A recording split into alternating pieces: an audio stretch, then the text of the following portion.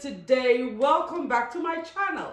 Guys, today I'm still on soups, but today I'm going to show you how I make my ogbono soup using the frying method. I'm going to make all the three recipes as time goes on, but today I'm going to show you how you can make ogbono soup using the frying method.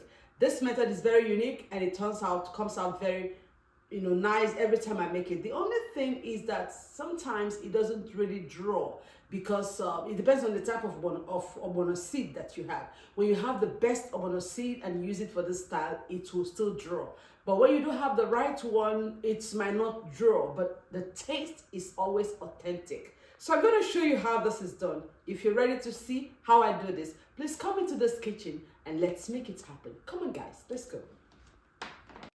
So ladies and gentlemen, here are the ingredients that I'm going to be using today.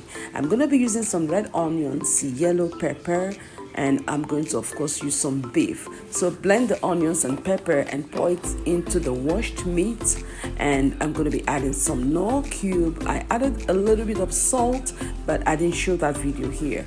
And then I'm going to add some water, and you're going to let this cook for about 10 to 15 minutes or until the meat is tender.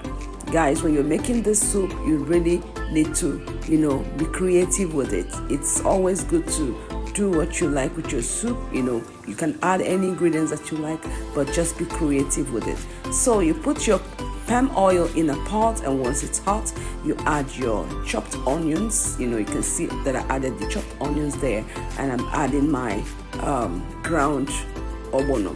The heat should be very low at this point. You don't really want it to burn, and then you try to melt or dissolve the ogbono. Dissolve it very well, and you mix it up. And here I'm going to add my meat stock into it. Once the meat stock is added, you will notice that the ogbono will start to get thick and start to draw.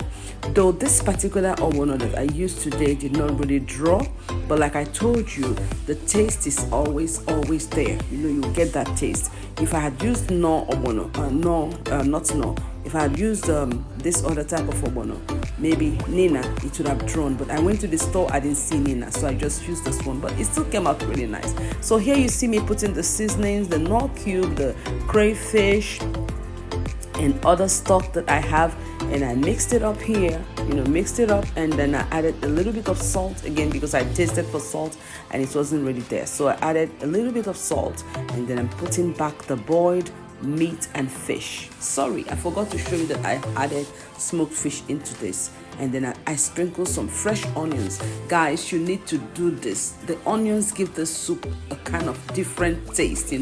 Add your chopped onions, and then you add your kale. Today I'm using kale. I always like to use kale for my vegetables. It's fresher, and it has this little tiny bitter taste that goes well with my soup. So I love to use kale. You can use any other vegetable that you like, but I love kale. Just try it and you will love it. Mix these things up, mix everything up, and then you leave your pot partially closed and turn your stove back up a little bit, and your soup is ready. Like I told you, this soup did not really draw, but it's very, very delicious.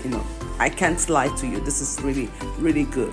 This is how I make my ogbono using the frying method. I'm going to show you the second method of my ogbono in my next video, and that will be the melting method. The one you melt before you pour into the soup. You'll see how that comes out too.